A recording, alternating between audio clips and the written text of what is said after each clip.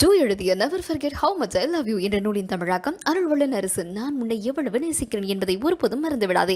நூல்கள் இப்போது விற்பனை. இந்த தானே அப்படிங்கிறது எந்த இடத்துல ஏன் வருது மேம்? தானேங்கிறது தான் பிரச்சனையே வா. ஆமா, என் பொண்டாட்டி தானே, என் புருஷன் தானே, கரெக்ட். இந்த தானே தான் பிரச்சனை. தானே தான் பிரச்சனை. அந்த பிரச்சனை எங்க எப்படி வருது? குழந்தைகள் இருக்கிற வீட்டில் அந்த பெண்ணை ஒரு தெய்வமாக பாதுகாக்கணும். அப்படிப்பட்ட ஆண்கள் த்ரைவ் பண்ணுவாங்க. அப்படிப்பட்ட ஆண்களுக்கு ஒரு தன்னை பாதுகாத்து கொள்கிற ஒரு மனைவி எப்பொழுதும் இருப்பாள். நான் இல்லாட்டா என்ன, அவருடைய ஃப்ரெண்டு நல்லா பேச போகிறா, அரட்டை அடிக்க போகிறா. நான் இல்லாட்டா என்ன, சிச்சுவேஷன்ஷிப் அப்படின்ட்டு இருக்கு. இன்னொரு ஒரு மனைவி மாதிரி ஒரு பெண் கிடைத்து விடுவாள் அப்படின்னு சொல்லிட்டு போகும்போது அந்த பாண்டிங், கணவனுக்கு மனைவியாக கூட நீ இருக்க மாட்ட, மாமியாராயிருவ. கணவனுக்கு நீ பாப்பாவா விளையாட வேண்டாம், பாட்டியாகாமல் இருந்தால் போதும். சிச்சுவேஷன்ஷிப். ஓ, தனியாக இருக்கீங்களா, நான் வாங்கி தரேன். நான் உங்களுக்கு ஒரு சாப்பாடு ஆர்டர் பண்ணி கொண்டு வரேன். நான் உங்கள் பிள்ளைக்கு இப்படி செய்யலாம், இந்த சிறப்பு நான் என் பிள்ளைக்கு கொடுத்தேன், சரியாயிடுச்சு அப்படின்னு சொல்லிட்டு நண்பர்கள் கிடைப்பார்கள். நீ ஒரு பெரிய ப்ரெஷரில் இருக்க, இன்னொருத்தர் உனக்கு கை தூக்கி விடுறாங்களா? சிச்சுவேஷன்ஷிப். ஒரு ரிலேஷன்ஷிப்பில் பெண்களுக்கு பொறுப்பு ஜாஸ்தி. ஏன்னா டேமேஜ் ஆகிறது யார்? நீ தான் டேமேஜ் ஆகப்படுவாய். இது ஒய்ஃப் ஸ்வாப்பிங் அப்படின்ட்டு. அப்படின்னா இந்த சப்ஜெக்டை நான் டச் பண்ணலாமா? சமுதாய லெவலில் டச் பண்ணலாமா என்னன்னு தெரியல. ஒய்ஃபை மாற்றிக்குவாங்க. கணவன், சரி இன்றைக்கி நீ என் ஒய்ஃபோட நீ இரு, இன்றைக்கி நான் உன் ஒய்ஃபோட இருக்கேன். இந்த நான் ஒய்ஃப் ஸ்வாப்பிங் அப்படிங்கிறது ரொம்ப வருஷமாக இருக்குது.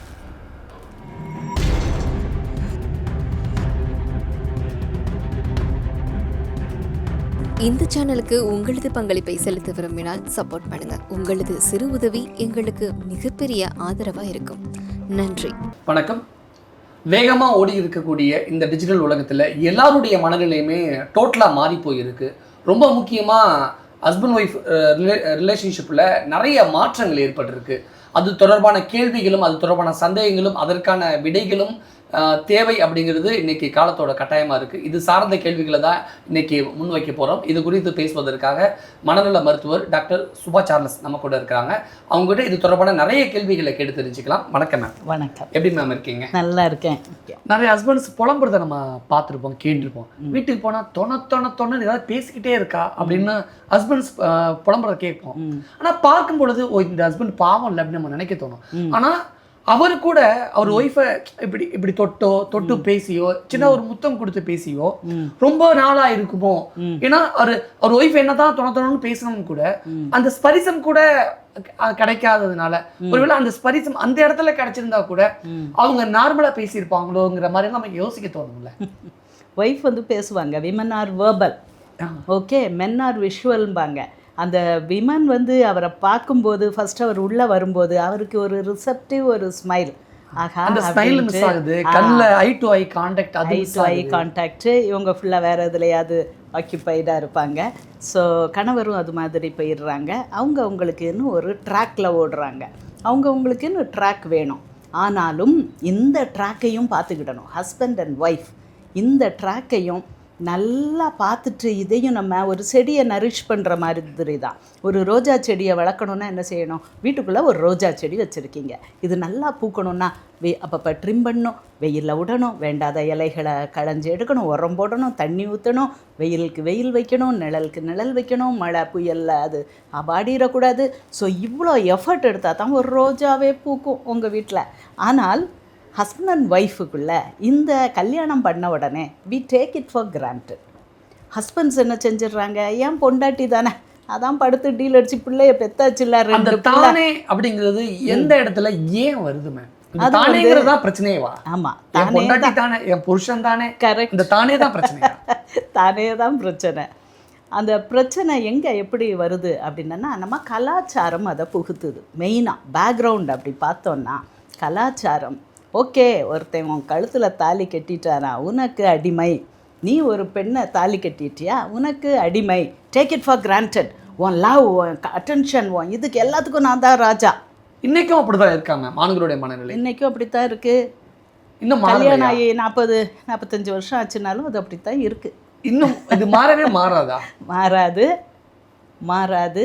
Take it for granted. ஏன்னா ஹியூமன் மைண்டுக்குன்னு சில நடைமுறைகள் இருக்கு.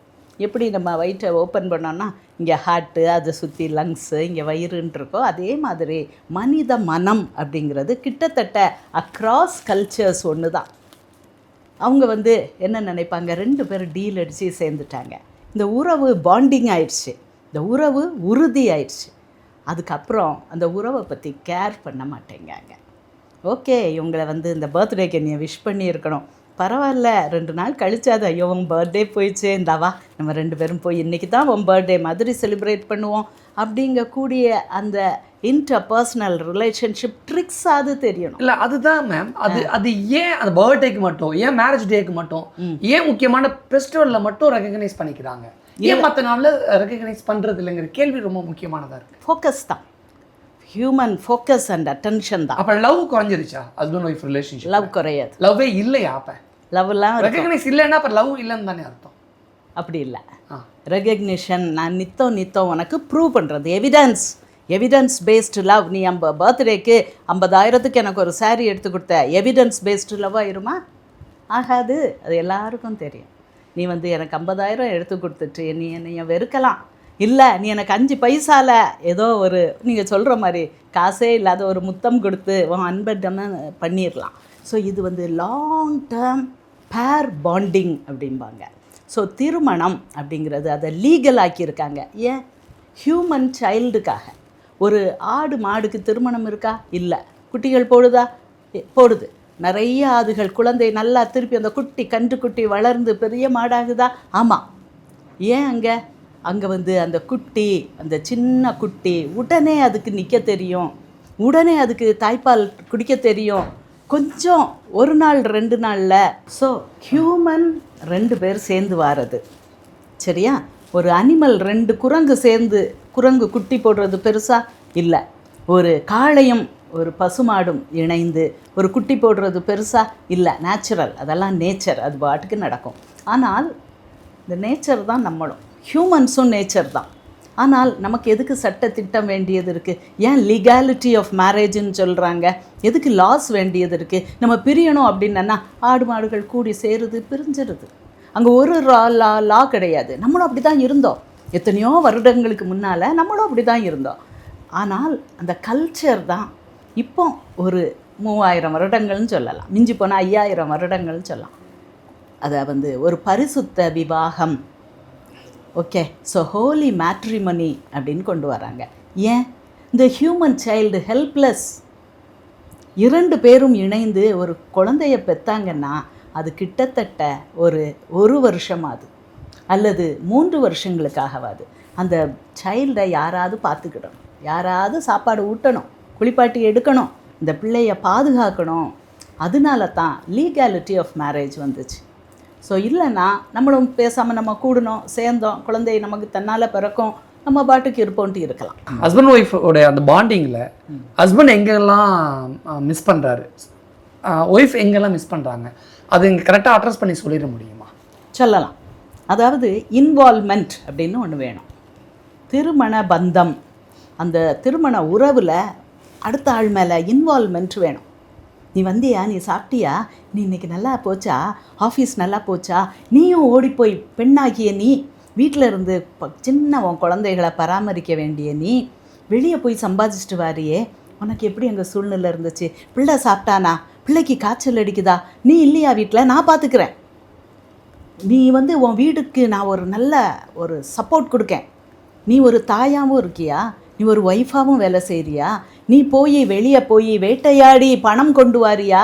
ஒரு பெண் சம்பாதிக்கிறது ரொம்ப சேலஞ்சிங் தான்.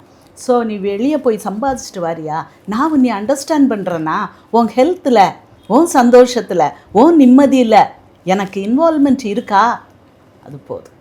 இது ஒருத்தருக்கு ஒருத்தர் நம்ம டெய்லி ப்ரூவ் பண்ணோம்னா, நீ எனக்கு முக்கியம், நீ எனக்கு முக்கியம், நான் சந்தோஷமாக இருக்கணும்னா நீ எனக்கு முக்கியம் அப்படின்னு சொல்லிட்டு எதிராளியை புரிய வச்சுட்டா போதும். ஓகே. இப்போ எல்லாருடைய வீட்லேயுமே ஹஸ்பண்ட் ஒய்ஃபோட அந்த ரிலேஷன்ஷிப்பில் பெரும்பாலும் ஒய்ஃப் புலம்புறதை நம்ம கேட்டிருப்போம், என்னோட ஹஸ்பண்ட் என்னை ரெக்கக்னைஸ் பண்ணுறதுல என்ன. ஆனால் இப்போ ஆண்களும் அதே மாதிரி புலம்ப ஆரம்பிச்சிட்டாங்களே. அப்போது ஒரு ஹஸ்பண்டோட பாயிண்ட் ஆஃப் வியூவில் ஒரு ஒய்ஃபு ஹஸ்பண்டை எந்தெந்த இடத்துலலாம் ரெக்கக்னைஸ் பண்ணணும், இந்த இடத்துல பண்ணால் கரெக்டாக இருக்கும் அப்படின்னு ஏதாவது விஷயங்கள் இருக்கா?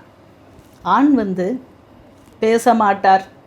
ஆட்டிசம் நோய் யாருக்கு ரொம்ப இருக்குன்னா ஆண்களுக்கு தான் இருக்குது. பாண்டிங் கிடையாது. இதை ஃபஸ்ட்டு புரிஞ்சுக்கிட்டணும். நீ 10 வார்த்தை பேசுனா அவர் ஒரு சொல்லிட்டா பெரிய விஷயம்.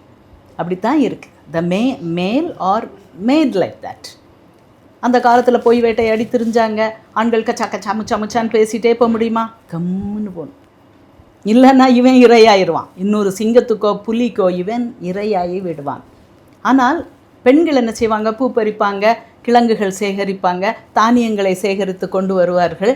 அப்போ இவங்க பொழுதுபோக பேசிக்கிட்டே இருப்பாங்க. ஒரு 10 ஆண் போவாங்க, ஒரு பெரிய யானையை கொண்டு வந்துடுவாங்க. அதை உப்பு கண்டம் போட்டு வச்சுக்கிட்டாங்கன்னா ஒரு மாதத்துக்கு அந்த கும்பலுக்கு போதும். ஆனால் பெண்களுக்கு அப்படி அல்ல. அவங்க போய் எப்போமா தான் ரேராக நல்ல ஃப்ரூட்ஸையோ நல்ல இதோ கொஞ்சம் தூரம் தான் போக முடியும். அவங்க குழந்தைகளை வச்சுக்கிட்டு கத்துற குழந்தைகள், விளையாடுகிற குழந்தைகளை வச்சுட்டு அவங்களால தானியங்கள் ரொம்ப சேர்க்க முடியாது. இப்போவும் அப்படித்தான்.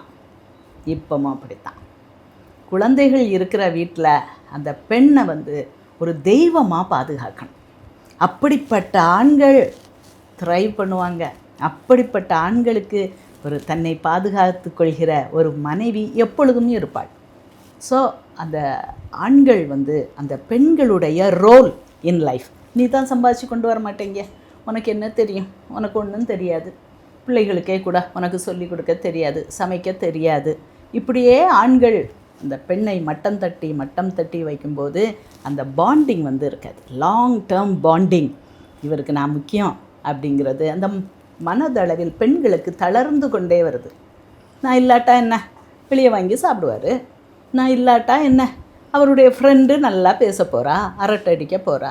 நான் இல்லாட்டா என்ன, சிச்சுவேஷன்ஷிப் அப்படின்ட்டு இருக்கு. ஒரு மனைவி மாதிரி ஒரு பெண் கிடைத்து விடுவாள் அப்படின்னு சொல்லிட்டு போகும்போது அந்த பாண்டிங் அங்கே இருக்க மாட்டேங்குது. ஃபேமிலியில் ஒரு ஹஸ்பண்டுக்கு ஒரு மனைவி எந்தெந்த இடத்துலலாம் ரெக்கக்னைஸ் பண்ண மாட்டேங்கிறாங்க, எங்கெல்லாம் மிஸ் ஆகுது? ஒரு ஹஸ்பண்டாக மனைவி ரெகக்னைஸ் பண்ணுறது. ஆணுக்கு பேச தெரியாதுங்கிறத நிறைய பேர் புரிந்து கொள்ளணும். அடுத்து வேறு ஆண்களுக்கு டெய்லி என் லவ்வை ப்ரூவ் பண்ணு அப்படின்ட்டு அதை நிரூபிக்க சொல்கிறத எதிர்பார்க்கறது ஆண்கள் அதுக்கு ஈடுகட்ட முடியாது. டெய்லி ஒரு ரோஜா பூ வாங்கிட்டு வா, டெய்லி ஒரு அல்வா வாங்கிட்டு வந்தானே, டெய்லி எனக்கு இந்த கடையில் பிரியாணி வாங்கினா என்ன. ஸோ இதெல்லாம் ஒர்க் அவுட் ஆகாது. இது மனைவியோட எதிர்பார்ப்பு. ஆணுடைய எதிர்பார்ப்பு எந்த இடத்துல பூர்த்தி ஆகாமல் போகுது? ஆண்களுடைய எதிர்பார்ப்பு ஒரு ஹஸ்பண்டை ஒரு ஒய்ஃப் எங்கெங்கெல்லாம் ரெகக்னைஸ் பண்ணணும்? ஓகே, ஃபஸ்ட்டு செக்ஸ்ன்னு வச்சுக்கோ. செக்ஸு ஒரு நீடு, ஒரு பேசிக் நீட். 2 பேர் இணைந்து வாழலாம் அப்படின்னு நினைக்கிறதுக்கு ஒரு செக்ஷுவல் அட்ராக்ஷன் தேவை, குழந்தை பெற்றுக்கொள்ளுதல், அதெல்லாம் ஒரு நீடு. அதுக்கு அடுத்த லெவலில் ஒரு ஃப்ரெண்டு வேணும். ஒரு ஆணுக்கு ஒரு அம்மா வேணும், ஒரு ஆணுக்கு ஒரு ஃப்ரெண்டு வேணும், ஒரு சகோதரி வேணும், ஒரு தங்கச்சி வேணும், ஒரு குட்டி பாப்பா வேணும். இதெல்லாம் ஒரு ஒய்ஃபால் பூர்த்தி செய்ய முடியுமா? நீங்கள் உங்கள் ஹஸ்பண்ட்டை ஒரு பாப்பா மாதிரி விளையாட முடியுமா? அவர் மடியில் அந்த கொஞ்ச நாள் அந்த லவ் பண்ணி அந்த கல்யாணம் பண்ண அந்த டைமில் தான் இருக்குது. அதுக்கப்புறம் நீ எப்படி ஆயிடுற கணவனுக்கு? நீ மாமியார் ஆயிடுற. கணவனுக்கு மனைவியாக கூட நீ இருக்க மாட்ட, மாமியார் ஆயிடுவ. கணவனுக்கு நீ பாப்பாவாக விளையாட வேண்டாம், பாட்டியாகாமல் இருந்தால் போதும். அதுக்கப்புறம் நீ வந்து you give orders, you give rules, இப்படி செய். கண்டிஷனல் லவ், அன்கண்டிஷனல் லவ் எங்கேயோ போயிடுது. ஏன் இந்த கண்டிஷனல் லவ் வருது? அன்கண்டிஷனல் லவ் ஏன் கண்டிஷனல் லவ்வாக மாறுது? கொடுக்க மட்டும்தான் தெரியும், வாங்க தெரியாது அப்படிங்கிறது ஒரு நிலை. அது ஒரு அழகு. ஆனால் நம்ம ஹியூமன்ஸ் அப்படி இருக்க முடியுமா? முடியாது தான். அங்கே எல்லாம் மனசுக்கு அடியில் ஆள் மனசில் எல்லாம் கணக்கு பார்க்குற மனசு தான். துல்லியமாக எவ்வளோ லாஸ் ஒன்னால், என்கிட்ட நான் இவ்வளோ நாள் உன் கூட வாழ்ந்தேன், இதனால் எனக்கு லாபம் என்ன, நஷ்டம் என்ன, கணக்கில் போடுறதுல அந்த மனசு ரொம்ப பெருசு, அழகாக அது கணக்கு போடும். ஸோ தப்பு கணக்காகவும் இருக்கலாம். எது லாங் டேர்ம் குட், எது ஷார்ட் டேர்ம் குட், அவ்வளோதான். இது வந்து இன்றைக்கி என் மனைவி என் ஆசையை பூர்த்தி பண்ணுறாளா, இன்றைக்கி எனக்கு அவள் ஒரு அம்மா மாதிரி இருக்காளா, இன்றைக்கி எனக்கு மனைவியாக இருக்காளா, இன்றைக்கி எனக்கு ஃப்ரெண்டாக இருக்காளா, இல்லை இன்றைக்கி அவளுக்கு முடியாமல் போகலாம். லாங் டேர்ம் குட்டை பார்க்க தெரிந்த குடும்பம் பிழைத்து. பெண்களை பொறுத்த வரைக்கும் ஃபைனான்ஷியல் இண்டிபெண்டாக மாறினதுக்கு அப்புறம் எதிர்பார்ப்புகள் அதிகமாயிடுச்சு. அதனால ரெக்கக்னைஸ் கிடைக்கலங்கிற ஒரு வெற்றிடம் தெரியுது அவங்களுக்கு. ஒவ்வொரு விஷயத்துக்குமே அன்வான்டா ரெக்கக்னைஸ் எதிர்பார்க்குறாங்களோங்கிற கேள்வியும் இருக்கு. ஃபைனான்ஷியல் இண்டிபெண்டன்ட் தான் பெண்களுடைய இப்போ பிரச்சனையாகவே மாறி இருக்கு. ரொம்ப அழகான கேள்வி. ஸோ இதெல்லாம் அந்த ஃபைனர் டீட்டெயில்ஸ். ஒரு financially successful woman, financially dependent man நிறையா பார்த்துருக்கேன். ஃபைனான்ஷியலி வீட்டுக்கு பொருள் தேடி சேர்க்கிற பெண் அவளுடைய குழந்தைகளை, அவளுடைய பணத்தை அழகாக ஹேண்டில் பண்ணி, இந்த பணம் நம்ம சம்பாதிக்க தான் தெரியும் இந்த பெண்ணுக்கு, அதை அழகாக என்கேஜ் பண்ணி அதை மல்டிப்ளை பண்ண தெரியாது. ஆனால் இந்த பெண்ணுக்கு, இந்த ஃபைனான்ஷியலி பவர்ஃபுல் பெண்ணுக்கு ஒரு டிரைவராக இருப்பார், அவள் குழந்தைகளுக்கு நல்ல ஒரு தகப்பனாக இருப்பார். என் ஹஸ்பண்ட் இருக்கார் பார்த்துக்குவாருன்னு சொல்லிட்டு இவளுடைய வேலைகளில் கவனம் செலுத்தலாம். என் ஹஸ்பண்ட் இருக்கார் பார்த்துக்குவார். என் ஹஸ்பண்ட் என்னையே தான் தேடிக்கிட்டு இருப்பார். நான் இங்கே இவ்வளோ வேலை பார்த்துக்கிட்டு இருக்கேன், இத்தனை ஆண்களோடு நான் பழகுகிறேன், இத்தனை ஆண்களை வைத்து நான் வேலை வாங்குகிறேன், ஆனாலும் எனக்காக என் வீட்டில் என் ஹஸ்பண்ட் என்னையே நினச்சிட்டு என் பிள்ளைகளை பார்த்துட்டு நான் திரும்பும்போது சுட சுட ஒரு சாப்பாடு வச்சுருக்காரு ஒரு ஹஸ்பண்ட் அப்படிங்கிற ஒரு பெண் என்றைக்குமே அந்த ஆளை விட்டு போகிறது இல்லை, டெசர்ட் பண்ணுறது இல்லை. இப்போ ஃபைனான்ஷியல் இண்டிபெண்டன்ட்ங்கிறது ஒரு பிரச்சனையாக இல்லை, ஹஸ்பண்டுடைய பிரச்சனை கிடையாது. ஓகே, உண்மையான அன்பு இருக்கும்போது அது என்றைக்குமே பிரச்சனை இல்லை. பட் அதுவே ஒரு எதிர்பார்ப்பு அதிகரிக்க செய்யுது இல்லை மேம் ஃபைனான்ஷியல் இண்டிபெண்டன்ட்? யாருக்கு எதிர்பார்க்க? ரெண்டு பேருக்குமே சரி. இப்போ கரெக்டாக ரோல் ப்ளே பண்ணணும். ஒவ்வொருத்தருக்கும் ஒரு ரோல் இருக்குது, மனசளவுலையும் இருக்குது, சமுதாயமும் ஒரு ரோல் எதிர்பார்க்குது. எல்லோரும் ஒரு கல்யாணம் திருமணம் பண்ணிட்டேன்னா ஒரு ரோல் ப்ளே இருக்கணும். சரி, முன்னால் கணவன் தான் சம்பாதிக்கணும், வீட்டில் எல்லாம் பெண்கள் உட்காந்து, நம்ம அம்மா அப்பாலாம் அப்படி தான், அவங்க பாட்டுக்கு சோறு பொங்குவாங்க, பிள்ளைகளை பார்ப்பாங்க, சந்தோஷமாக வளர்ப்பாங்க. அதான் ரோல். இப்போ ரோல் ரிவர்சல் ஆயிடுச்சு. ரோல் ரிவர்சல் இப்போ என்ன ஆகுது, இந்த பெண் போய் சம்பாதிக்க வேண்டியது இருக்குது. பல ஆண்களுடைய மத்தியில் போய் ஒரு சாஃப்ட்வேர் இன்ஜினியர்னு வச்சுக்கோம், இவங்க அழகாக பிள்ளைகளை பார்த்துக்கிட்டு சந்தோஷமாக தான் பெற்றெடுத்த குழந்தைகளை வளர்த்து கொண்டு தன்னுடைய அன்பு கணவனோடு நல்லா வாழ்ந்துக்கிட்டு இருப்பாங்க. ஃப்ரெண்ட்ஸ் இருப்பாங்க, சேட் பண்ணுவாங்க, ஷாப்பிங் போவாங்க, வேலைக்கும் போவாங்க, பிள்ளைகளையும் வளர்ப்பாங்க. திடீர்னு ஒரு அப்ராட் போஸ்டிங் கிடைக்கிது, வெளிநாட்டுக்கு போக வேண்டியது இருக்குது. ஷாக் ஆகுவாங்க, வருத்தப்படுவாங்க, குழம்புவாங்க, அழுவாங்க, சந்தோஷமும் இருக்கும். ஓகே, ஒரு சேலஞ்சு தான், என்னுடைய ஜாபில் நான் அடுத்த லெவலுக்கு எனக்கு ஒரு ப்ரொமோஷன் வருது. ஆனால் குழந்தைகளை விட்டு போகணும், என் ஹஸ்பண்டை விட்டு போகணும், என் ஒய்ஃபை விட்டு போகணும். ஸோ இது குடும்பத்தில் ஒரு பெரிய அதிர்வலையை உண்டாக்கும். ஓகே, போயிடுறாங்க, ஓகே, பணம் தான் பெருசு. ஏன்னா இங்கே ரோல் ரிவர்சலில் பெண் வெளிநாட்டுக்கு போய் கப்பல் ஏறி இல்லை ஃப்ளைட் ஏறி வெளிநாட்டில் போய் சம்பாதிச்சு அந்த பணத்தை இங்கே கொடுக்கணும். அதை நம்பி தான் அந்த ஹஸ்பண்டு வளர்க்கணும். அப்போது வெளிநாட்டில் உள்ள பெண் எப்போ நிம்மதியாக இருப்பா, என் ஹஸ்பண்ட் என் பிள்ளைகளை நல்லா பார்த்துக்குவார், என்னுடைய அம்மா அப்பாவை கூட பார்த்துக்குவார், என்னுடைய கஷ்டம் நஷ்டம், எனக்கு என்ன ஆசை, எனக்கு நான் வீட்டில் ஒரு பூனைக்குட்டி வளர்க்கனா நான் பூனைக்குட்டியை விட்டுட்டு போக வேண்டியது இருக்குது, அதை நல்லா பார்த்துக்குவார் அப்படின்னு சொல்லிட்டு அந்த ஃபைனர் டீட்டெயில்ஸ் ஒரு பெண்ணை நன்றாக புரிந்த கணவன், அவன் நெடுநாள் இல்லாட்டாலும் அவளுடைய ஆப்சன்ஸ் இங்கே தெரியாதபடி பெண்ணுக்கு பெண்ணா ஆணுக்கு ஆணா சரிசமமாக அந்த கேப் இல்லாமல் கொண்டு வர்ற கணவர்களுக்கு சமுதாயத்தில் ஒரு பெரிய மதிப்பு தான். அவர் பணம் சம்பாதிக்கலையே யாரும் நினைக்கிறது இல்லை, அந்த மனைவியே நினைக்கிறது இல்லை. ஆனாலும் எதிர்பார்ப்பு இருக்கும், ரோல் ரிவர்சல் ஆகுது, எதிர்பார்ப்பு இருக்கும். என்ன என் பிள்ளைகளை பார்த்துக்கிடணுமே, என் பிள்ளை பர்த்டேக்கு ட்ரெஸ் நல்லதாக எடுத்து கொடுத்தாரா, எங்கள் அம்மா சோம் இல்லாமல் இருந்தாங்களே என்னன்னு போய் கேட்டாரா, அவ்வளோதான் எதிர்பார்ப்பு, வேறு எதுவும் எதிர்பார்ப்பு கிடையாது. இங்கே ஃபேமிலிக்குள்ளே அந்த அஃபைர் பிரச்சனைங்கிறது பெரும் பிரச்சனையாக இருக்குது. அந்த ஹஸ்பண்ட் ஒய்ஃபுக்குள்ளே அந்த ரெகக்னைஸ் கிடைக்காததோட விளைவு அதோட எண்டில் அஃபைராக மாறுதா? அஃபேருங்கிறது இதோட ஸ்டார்டிங் பாயிண்ட்டு ரெகக்னைஸ் தானா? இல்லை, அஃபேர் அப்படிங்கிறது எப்போ வரும்னா அதை ஒரு ரிலேஷன்ஷிப் அப்படிங்கும். ஒரு ஆணும் பெண்ணும் ஒரு ரிலேஷன்ஷிப்பில் ஈடுபட்டு ஒரு கல்யாணம் பண்ணிக்கிறாங்க. இங்கே ஒரு சிச்சுவேஷன்ஷிப் உண்டாகுது. புதுசாக வந்திருக்குல்ல அது? ஆமாம், அந்த வேர்டு இப்போ புதுசாக அர்த்தம் அப்படின்னா சிச்சுவேஷன். இப்போ இதையே வச்சுக்கோம். ஒரு ஆண், இங்கே ஒரு பெண் இருக்காங்க. பெண் வந்து வெளிநாடோ வெளி ஊரோ போய் அவங்க சம்பாதிக்க வேண்டியதற்கு ப்ரமோஷன் கொடுக்குது. கணவர் தான் என்கரேஜ் பண்ணார். இந்த பெண் இந்த லெவலில் ரீச் பண்ணுறதுக்கே கணவருடைய சப்போர்ட்டும் இதுவும் தான். இப்போ அடுத்த லெவல் ஃபிசிக்கலாக அவங்க 2 பேரும் செப்பரேட் ஆகிடுறாங்க. ஸோ நெடுநாள் கணவனை விட்டு ஒரு ஊரில் போய் வாழ வேண்டியது இருக்குது. இந்த பெண்ணுக்கு என்ன தெரியும்? கத்திரிக்காய் வாங்க தெரியுமா? சாம்பார் வாங்க தெரியுமா? வீட்டுக்கு எவ்வளோதான் நம்ம ஒரு அரிசி வாங்கணும்னு அது தெரியுமா? தெரியாது. எல்லாம் கணவர் பார்த்து கொண்டார். இது வரைக்கும் அந்த கணவர் சம்பாதிக்கலை. இந்த பெண் தான் அழகாக சம்பாதிச்சு கொண்டு வந்தா. ஸோ இந்த கணவர் இந்த வேலைகள்லாம் பார்த்துக்கிட்டு இருந்தார். இப்போ இந்த பெண் தனியாக போகிறா. தனியாக போய் ஒரு வீடு எடுக்கணும், இபி பில் கட்டணும், தனக்கு சாப்பிடணும், தனக்கு பசிக்கும்.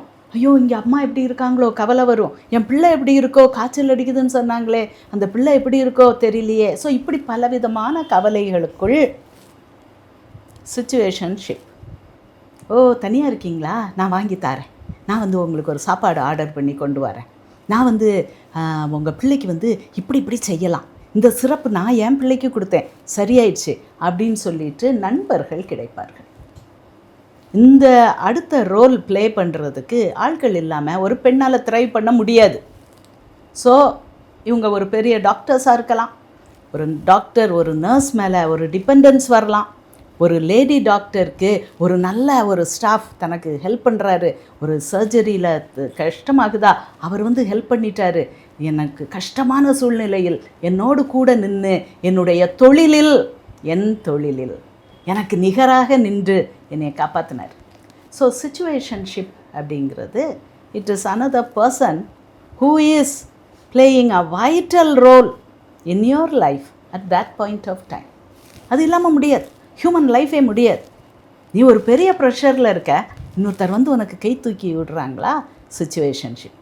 முதல்ல ஒரு நிம்மதி கிடைக்கும், அவரை பார்த்தா ஒரு சந்தோஷம் வரும், ஒரு அமைதி வரும். சரி இவர் இருக்கார், நான் எதையும் பண்ணலாம், நான் ரிஸ்க் எடுத்து வெஞ்சர் பண்ணலாம், நான் அந்த டிஃபிகல்ட் சர்ஜரியை நான் அண்டர்டேக் பண்ணலாம், இந்த கஷ்டமான ஒரு விஷயத்தை நான் செய்யலாம் அப்படின்னு சொல்லிட்டு ஒரு நம்பிக்கை கொடுக்கறதுக்கு, ஒரு இது கொடுக்கறதுக்கு ஒரு ஆள் வராங்க. ஸோ ஆக்சிடோசின் அப்படின்னு ஒன்று இருக்குது, பாண்டிங் ஹார்மோன். நான் சொன்னேன், இந்த ஹார்மோன் இருந்தால் தான் குழந்தை பிறக்கும், அந்த குழந்தைக்கு பராமரிக்கிறதுக்கு தாய்ப்பால் சுரக்கும். ஸோ இந்த ஆக்சிடோசின் அப்படிங்கிறதுக்கு ஒரு 6 மாதம் ஒரு பீக் போகுது, ஒரு செக்ஷுவல் ரிலேஷன்ஷிப் வருது. நீங்கள் 2 பேரும் ஆணும் பெண்ணும் சுகிக்கிறாங்க. அப்போ அந்த ஆக்சிடோசின் ஒரு பீக் போகும், அதுக்கப்புறம் கீழே விழும். நீ பார்க்கலையா அவன் ஹஸ்பண்டை, அப்படியே கீழே விடும். இப்போ இங்கே சிச்சுவேஷன்ஷிப் ரொம்ப அட்ராக்டிவாக இருக்குது. உனக்கு நல்ல தோழி இருக்காங்க, தோழி மாதிரி ஒரு ஆள் கிடைக்காங்க, உன் ஒய்ஃப் மாதிரி எல்லாத்தையும் வீட்டில் வந்து சமைச்சு வச்சுட்டு போகிறாங்க, இல்லை ஒரு ஆண் மகன் மாதிரி உனக்கு போய் எல்லாத்தையும் வாங்கிட்டு வந்து கொடுக்காங்க. டிபெண்டன்ஸ் வரும். இதுதான் மனித மனம், டிபெண்டன்ஸ் வரும். ஸோ டிபெண்டன்ஸ் வரும்போது இங்கே என்ன செய்யுது, ஆக்சிடோசின் பீக் போனது, விழ ஆரம்பிக்குது. ஹஸ்பண்டோடு இருந்த ஆக்சிடோசின் இது குறைய ஆரம்பிக்குது. அதே டைமில் இன்னொரு ஆளோட அவருடைய ஹெல்ப்பில் அவர் மேலே ட்ரஸ்ட் கூடுது. அதுவும் ஆக்சிடோசின் தான். ட்ரஸ்ட் கொடுது, நம்பிக்கை கொடுது. இதுக்கு ஒரு டைம் பீரியட் கூட கண்டுபிடிச்சிருக்காங்க, 6 மாதம். 6 மாதத்துக்குள்ளே நீ தொடுதலோ, உன் ஒய்ஃபோட நீ சந்தோஷமாக இருக்கதோ, இல்லை கட்டி பிடிச்சிக்கிறதோ ஏதோ ஒன்று வேண்டும். இல்லைன்னா சிச்சுவேஷன்ஷிப்பில் மாட்டிக்கிறதுக்கு சான்சஸ் ஜாஸ்தியாக இருக்குது. ஓகே, இப்போ இது யாருடைய பொறுப்பு? 2 பேருடைய பொறுப்பு. உன் ஆக்சிடோசினை நல்லா வச்சுருக்குது 2 பேருடைய பொறுப்பு. மனித இனம் அழகாக படைக்கப்பட்டிருக்குது. 6 மாதம் தாரேன் உனக்கு. 6 மாதத்துக்குள்ளே உன் ஒய்ஃபையோ ஹஸ்பண்டையோ பார்த்து நீ அந்த லவ்வை டீல் பண்ணு. இது கற்பனா சக்தி நமக்கு இருக்குது. மிருகங்களுக்கு என்னது இருக்குது? ரியாலிட்டி மட்டும்தான் இருக்குது. மனிதனுக்கு கற்பனா சக்தி இருக்குது. இன்னும் 3 வருஷம் இருக்கியா, இருந்துக்கோ, நான் ஒன்னே கற்பனை பண்ணி என் ஆக்சிடோசினை ரிச்சாக வச்சுக்கிடுவேன். ஒரு ஃபேமிலிக்குள்ள அஃபேர் அப்படிங்கிற ஒரு பிரச்சனை, ஒரு இஷ்யூ வரும்பொழுது பெரும்பாலும் ஒரு கணவன் ஒரு அஃபேர் வச்சுக்கிட்டான்னா மனைவியோட பாயிண்ட் ஆஃப் வியூவில் ஃபஸ்ட்டு சண்டை போடுவாங்க. ஒரு கட்டத்தில் எதுவுமே முடியலன்னா ஒரு கட்டத்தில் எங்கே தான் நம்மகிட்ட தான் திரும்பி வரணும் அப்படிங்கிற பாயிண்ட் ஆஃப் வியூ பெரும்பாலும், நான் சொல்கிறது பெரும்பாலும் மனைவியோட பாயிண்ட் ஆஃப் வியூ. ஆனால் அதே அஃபேரில் ஒரு பெண் போயிட்டாங்க, ஒரு மனைவி போயிட்டாங்க அப்படின்னா ஹஸ்பண்டோட பாயிண்ட் ஆஃப் வியூவில் வந்து எப்போவுமே சண்டை போட்டுட்டு அடித்து உதச்சி வயலன்ஸ் பண்ணிவிட்டு பிரிஞ்சிறது தானே ஒரு சொல்யூஷனாக இருக்குது. அப்போ இந்த அஃபையருக்கு ஹஸ்பண்ட் ஒய்ஃப் ரிலேஷன்ஷிப்பில் சொல்யூஷன் என்ன?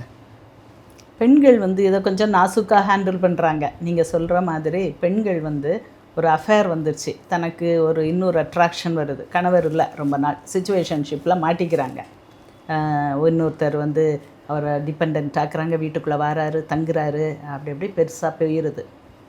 இந்த விமனுக்கு அந்த குழந்தைகள் அப்படின்ட்டு ஒரு பாண்டிங் வரும், அவங்களுக்கு ப்ரையாரிட்டிஸ் கரெக்டாக தெரியும். ஆண்களுக்கு நம்ம கலாச்சாரம் என்ன சொல்லி கொடுத்துருக்கு, ஈகோவை நல்லா சொல்லி கொடுத்துருச்சு. ஏன்னா கொஞ்சம் பின்னால் போய் பார்த்தோன்னா ஆண்கள் முதல்ல பெண்களை தான் கடவுள்களாக கும்பிட்டாங்க. ஐயோ நான் ஒரு புழு, என்னால் இன்னொரு புழுவை கொடுக்க முடியல, ஆனால் இந்த பெண் எப்படியோ இன்னொரு பிள்ளைய நம்மளை மாதிரியே ஒரு பிள்ளைய கொண்டு வந்துடுறாளே, இல்லை ஏதோ ஒரு ஹியூமன் சைல்டை கொண்டு வந்துடுறாளே, அப்படி தெய்வமாக வளர்ந்துனாங்க, பெரிய சக்தியாக பார்த்தாங்க, கடவுளாக பார்த்தாங்க. கொஞ்ச நாள் கழித்து புரிஞ்சிருச்சு, நான் இல்லைன்னா இது நடக்காது போல் இருக்கு. ஸோ அந்த பாண்டிங் இல்லைன்னா அதனால தான் அதை நம்ம கலாச்சாரத்தில், இந்திய கலாச்சாரத்தில் அந்த லிங்கம் அப்படிங்கிறதெல்லாம் வந்தது. அந்த ஜாயிண்ட் ரெண்டு, அந்த யோனியும் லிங்கமும் அந்த இணைந்த இதுகள்லாம் பெருசாக கும்பிடுறாங்க, இப்போ வரைக்கும் கும்பிடுறாங்க. அதை தான் எனர்ஜியாக பார்க்குறாங்க, சக்தியாக பார்க்குறாங்க, சிவனாக பார்க்குறாங்க. ஸோ அதுக்கப்புறம் இந்த காலகட்டத்தில் எல்லாம் கருத்தடை மாத்திரைகள் வந்துருச்சு. முன்னால் கிடையாது. ஒரு ஆணும் பெண்ணும் இணைந்தால் அப்படி தெரிஞ்சிடும், பொண்ணுக்கு பிள்ளை வந்துடும், நம்மளை மாதிரி இல்லை, எங்கேயோ தப்பு நடந்திருக்கு. ஆனாலும் இப்போ அந்த எல்லாம் மாறிடுச்சு, அந்த கலாச்சாரமே மாறிடுச்சு. பர்த்தை என்னைக்கு நான் கண்ட்ரோல் பண்ண முடியும் அப்படிங்கும்போது த சீன் டெரிபிளாக மாறிடுச்சு. வெட்கி குனிந்து மடம் நாணம், வீட்டுக்குள்ளே இருக்கணும், நீ பத்திரமா இருக்கணும், நீ உனக்கு நான் தான் பொறுப்பு, அப்பா பொறுப்பு, அப்பாவுடைய இதில் இல்லைன்னா ஒரு பெண் கணவனுடைய சப்போர்ட்டில் இருக்கணும், இல்லைன்னா பையனுடைய சப்போர்ட்லையாவது. ஏன்னா யங் மதர்ஸாக இருப்பாங்க, 15 வயசில் பிள்ளை பிறந்துடும். அப்போது திருப்பி இந்த பெண் 36 வயசு வரைக்கும் அவன் நல்லா ஃபர்டைலாக தான் இருப்பாள். ஸோ அப்போ மகனுடைய கண்ட்ரோலுக்குள்ளே போயிடணும். இல்லை நீ உடன்கட்டை ஏறி செத்துரு, பெரிய ராணியா நீ, உன்னோட ஜீன்ஸு அப்படி போயிடட்டும், அதோட போயிடட்டும். ஸோ இப்படிப்பட்ட கலாச்சாரங்கள்லாம் இதெல்லாம் பின்னோக்கி பார்க்கும்போது நடந்தது. இன்றைக்கி இந்த கரண்ட் சுச்சுவேஷனில், இந்த சொசைட்டியில் ஹஸ்பண்ட் ஒய்ஃபுக்குள்ளே வரக்கூடிய அந்த அஃபேருக்கு சொல்யூஷன் என்ன, எப்படி அதை ஹேண்டில் பண்ணணும்? ஸோ பெண்கள் ஈஸியாக அதை ஹேண்டில் பண்ண தெரியணும். டேமேஜ் பெண்ணுக்கு தான்.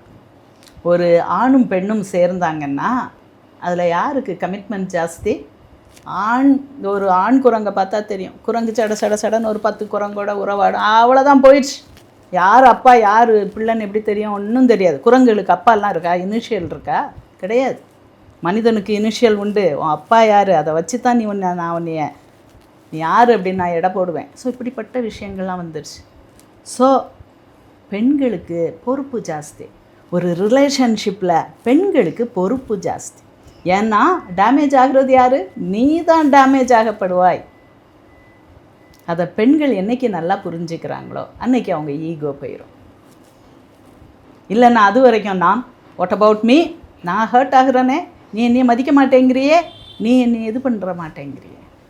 So culturally bound. நீயும் பார்ட் ஆஃப் த கல்ச்சர். எனக்கு இந்த கல்ச்சர்லாம் பிடிக்காது, எனக்கு இதெல்லாம் பிடிக்காது. No, you are part of the culture. நீ உன் மனசு எல்லாமே அப்படி தான் இருக்கும்.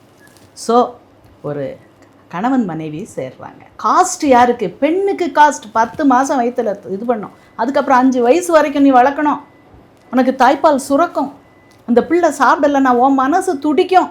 நீ எவ்வளோ பெரிய டாப் சிஇஓவாரு, பிள்ளை சாப்பிட்டுச்சா, தூங்கிச்சா, என் பிள்ளை என்னைய தேடி அழுதா, இதெல்லாம் இருக்கும். அப்போ தான் அவள் பெண்.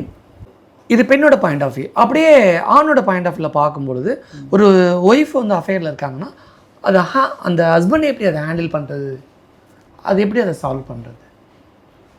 சரி, மாறுபட்ட சூழ்நிலைகள். ஒய்ஃப் மாட்டிக்கிறாங்க, சிச்சுவேஷன்ஷிப்பில் ஒய்ஃப் மாட்டிக்கிறாங்க. ஆணுக்கு இவ்வளோ நாள் நான் வந்து நம்பி இருந்தேனே, நான் என் வேலையை கூட பெருசாக மதிக்காமல் உன் வேலை பெருசு, நீ கெட்டிக்காரி ஆகணும், நீ பாஸ் பண்ணணும், நீ இந்த எக்ஸாமை தூக்கணும், க்ளீன் பண்ணணும், நீ பெரிய லீடராக இருக்கணும், நீ டாப்பாக இருக்கணும்ன்ட்டு நான் விட்டு கொடுத்தனே. நான் உன் பிள்ளைகளை பம் கழுவி நான் பார்த்துக்கிட்டேனே. உன் பிள்ளைகள் சோமில்லாமல் இருக்கும்போது உன் பிள்ளைகளை நீ இல்லாட்டாலும் நான் அவ்வளோ அன்பும் கருத்தும் இதுமாக கொடுத்துருக்கேன். இப்போ என் பிள்ளைகள் பெருசாக இருக்காங்க, நல்லா பர்ஃபெக்டாக வளர்த்துட்டேன், ஜம்முன்னு இருக்காங்க. நீ உன்னுடைய இன்வால்மெண்ட்டே கிடையாது, நீ பணத்தை கொண்டு வந்த, ஆனால் அந்த பணத்தை நான் எம்ப்ளாய் பண்ணி அழகாக என்கேஜ் பண்ணி 10 மடங்காக பெருக்கி இந்த அழகான பிள்ளைகளாக நான் வளர்த்து விட்டுருக்கேனே. இப்போ நீ சிச்சுவேஷன்ஷிப்பில் மாட்டிக்கிட்டே. What about me? வரக்கூடாது. ஆண்களுக்கு ஏன் வருது? ஆண்கள் என்ன அவ்வளோ ஸ்பெஷலாக? 2 பேரும் ஈக்குவல் தானே. ஈக்குவலுங்கிற இதில் தானே டீல் அடிக்கிங்க. 2 பேரும் சமம் அப்படிங்கிறதுல தானே டீல் அடிக்கிங்க. ஏன் அங்கே பெருசாக்கணும்? ஒய்ஃப் சிச்சுவேஷன்ஷிப்பில் மாட்டிக்கிட்டான். ஒய்ஃபுக்கு அங்கே நான் இல்லை 3 வருஷமாக என்னைய பார்க்க முடியாது, யாருமே இல்லை. நீ அவளுடைய நன்மையை நீ விரும்புகிற வேணா, அவனை பொறாமையோடு பார்க்க மாட்ட, நீ அவனை ஒரு தோழன் மாதிரி பார்ப்ப. இது எங்கே ரொம்ப பார்க்கலாம் அப்படின்னா, இது ஒய்ஃப் ஸ்வாப்பிங் அப்படின்ட்டு இருக்கு. அப்படின்னா இந்த சப்ஜெக்டை நான் டச் பண்ணலாமா, சமுதாய லெவலில் டச் பண்ணலாமா என்னன்னு தெரியல. பட் ஆனாலும் ஒய்ஃப் ஸ்வாப்பிங் எங்கே ரொம்ப உண்டு. ஒய்ஃபை மாற்றிக்குவாங்க. கணவன் சரி இன்றைக்கி நீ என் ஒய்ஃபோட நீ இரு, இன்றைக்கி நான் உன் ஒய்ஃபோடு இருக்கேன், இல்லை நான் ஒய்ஃப் ஸ்வாப்பிங் அப்படிங்கிறது ரொம்ப வருஷமாக இருக்குது.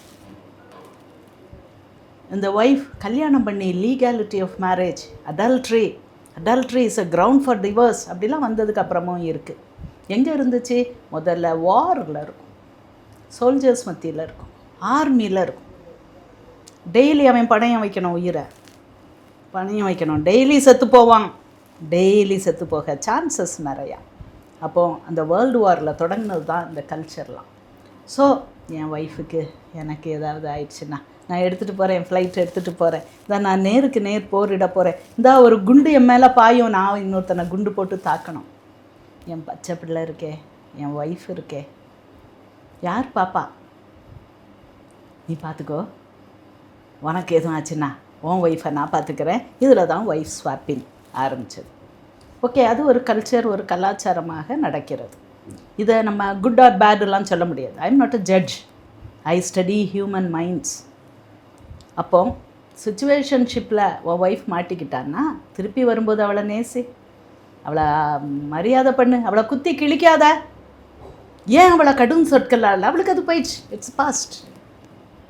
உன் மனைவி மனம் திரும்பி ஒன்ட்ட வர்றா, வேண்டாம் எனக்கு அப்படி நான் அமெரிக்காவில் டீல் அடிச்சுட்டு உட்காந்துருப்பேனோ, எனக்கு வேண்டாம், எனக்கு ஏன் இந்தியா, என் பிள்ளைகள், என் புருஷன், என் வயதான பெற்றோர் எனக்கு முக்கியம்னு சொல்லிட்டு திருப்பி வாரா. இல்லை அந்த ரிலேஷன்ஷிப் பேட் ஆயிடுச்சு. நிறையா சிச்சுவேஷன்ஷிப் பேட் ஆயிரும். ஏன்னா இதெல்லாம் situation depend, time depend. So இது போகும்போது நீ அவனை உன்னுடைய ஈகோவை ஹர்ட் பண்ணாமல், உன் ஈகோவை நீ தான் ஹர்ட் பண்ணுற, யாரும் ஹர்ட் பண்ணல. இதெல்லாம் என் ஈகோவை ஹர்ட் பண்ணும் அப்படின்னு நீ ஏன் சட்டம் வைக்கிற? நான் அக்செப்ட் பண்ணிக்குவேன், நான் அக்செப்ட் பண்ணிக்க. எத்தனையோ இருக்காங்களே, எத்தனையோ மனைவியும் இருக்காங்க, கணவனும் இருக்காங்க. கணவன் மாற்றிக்கிறாங்க சிச்சுவேஷன்ஷிப்பில். ஏன்னா அவங்களுக்கு ட்ராவல் சான்சஸ் நிறையா.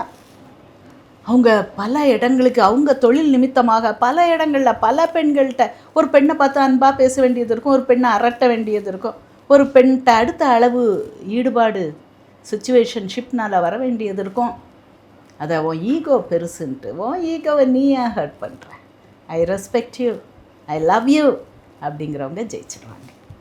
ஓகே, ஹஸ்பண்ட் ஒய்ஃபோட ரிலேஷன்ஷிப்பில் இன்னும் ஸ்ட்ரென்தன் ஆகிறதுக்கு ஒரு மனநல மருத்துவராக நீங்கள் கொடுக்கக்கூடிய டிப்ஸ்.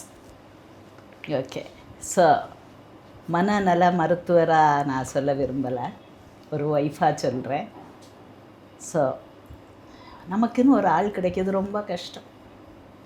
நீ எவ்வளவோ பணம் வச்சுருக்கலாம், நீ எவ்வளவோ படிச்சிருக்கலாம், நீ எவ்வளவோ சம்பாதிக்கலாம், நீ எவ்வளவோ டெய்லி சக்ஸஸாக இருக்கலாம். ஆனால் எனக்கா அப்படின்பாங்கல்ல, ஸோ அந்த உனக்கா ஒரு ஆள் வரணும்னா ரொம்ப கஷ்டம், ரொம்ப கஷ்டம்.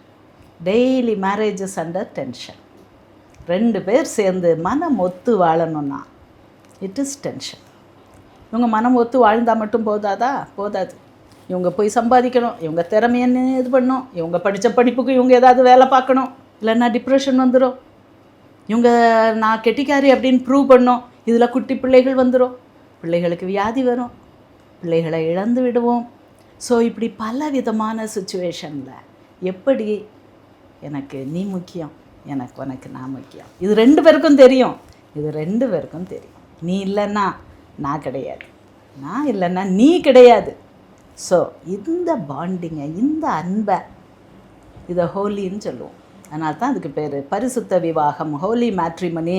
ஒரு ஜட்ஜி உடனே எனக்கு இவரை பிடிக்கல, இப்படி பண்ணார், டிவோர்ஸ் கொடுங்க, நான் கொடுப்பாரா ஜட்ஜு? கொடுக்க மாட்டார். சரிம்மா போயிட்டு வாம்மா, பாப்பம்மா, 6 மாதம் கழிச்சு கோர்ட் அஜாண்டுன்றுவாங்க. சரியா? 6 மாதம் கழித்து பார்ப்போம், சரி 1 வருஷம் கழித்து பார்ப்போம், விட்டு பார்ப்பாங்க. தன்னாலே பேச்சப் ஆயிடுவாங்க. நிறைய பேர் மூளை உள்ளவர்கள் பேச்சப் ஆயிடுவாங்க. சிலவர்கள் அவங்க சுச்சுவேஷனோ, அவங்களுடைய தனிப்பட்ட அந்த மனித ஆசைகளோ, அந்த தனிப்பட்ட மனித வித்தியாசங்களோ, அதனால இன்ஃப்ளூயன்ஸ் ஆகி அந்த அழகான அந்த மேட்ரிமோனியை உடைக்க வேண்டியது இருக்கும். அப்பவும் நீங்கள் ஹர்ட் ஆகாதீங்க, நான் தான் சொல்கிறேன். அப்பவும் உங்கள் ஈகோவை டச் பண்ண விடாதீங்க. ஓகே, ஏதோ நடந்தது, அழகாக சேர்ந்தோம், எங்கிருந்தாலும் வாழ்க, அவ்வளோதான், முடிச்சிருங்க அதோட. நீங்கள் நல்லா இருங்க, நானும் நல்லா இருக்கேன், என்னுடைய ஈகோ எனக்கு முக்கியம், நான் ஹர்ட் ஆகிட்டேன், டீப்பாக ஹர்ட் ஆகிட்டேன், I don't want to continue this relationship, equally good. அதான் இப்போ உலகம், ஈக்குவலி குட். உன் தனி மனித உன்னுடைய நுணுக்கங்களை அடுத்த ஆளுக்கு புரியவே புரியாது. நீ என்ன சொன்னாலும் புரியாது. அவங்க உன்னைய கைத்தட்டி ரசிக்கலாம், இல்லை உன்னைய சாபமிடலாம், என்னதும் செய்யலாம். எல்லாத்தையும் தாங்கிக்கோ, எல்லாத்தையும் தாங்கிக்கோ. நீ பத்திரமா இரு, அந்த உள்ளுக்குள்ளே நீ கவலைப்படாத, நீ ஒரி பண்ணாத, நீ லைஃப் அஹெட் ஓடிக்கிட்டே இரு. உனக்கு பிள்ளைகள் இருந்தால் அந்த பிள்ளைகள் மேலே அன்பை செலுத்து, இன்னும் கொஞ்சம் கூட செலுத்து. ஓகே, இன்னொரு ஆள் உன் வாழ்க்கையில் குறுக்கிடுறாங்களா, அந்த ஆளை நேசி. எல்லாரும் மனிதர்கள் தான். அந்த ஆளை நேசி, அந்த ஆளுக்கு ஒரு மதிப்பு கொடுத்து மரியாதை கொடுத்து, ஆகா நான் இதெல்லாம் தப்பு பண்ணிட்டேன், இன்னும் நான் பண்ண மாட்டேன் அப்படின்னு சொல்லி சின்ன சின்ன விஷயங்கள், நீ எனக்கு முக்கியம் அப்படிங்கிறது எப்படியாவது உணர்த்திடு. நீ திட்டுவியோ, சத்தம் போடுவியோ, இல்லை 3 நாள் கவுச்சிக்கிட்டு இருப்பியோ, பரவாயில்ல, பட் அடுத்த ஆள் புரிய வைக்கணும், அவ்வளோதான். ரொம்ப அழகாக ஹஸ்பண்ட் ஒய்ஃபோட அந்த ஹஸ்பண்ட் ஒய்ஃபுக்கு நடுவில் இருக்கக்கூடிய பிரச்சனைகள், அந்த தொடர்பான கேள்விகளுக்கு ரொம்ப அழகாக நிறைய பதில் சொல்லியிருக்கீங்க. கண்டிப்பாக சம்மந்தப்பட்டவங்களுக்கு, தேவையானவர்களுக்கு இந்த பதில் போய் சென்று சேரும், அவர்கள் அதன் மூலமாக பயன்பெறுவார்கள் அப்படின்னு நான் நம்பலாம். நிறைய விஷயம் ஷேர் பண்ணிக்கிட்டீங்க, மிக நன்றி மேம்.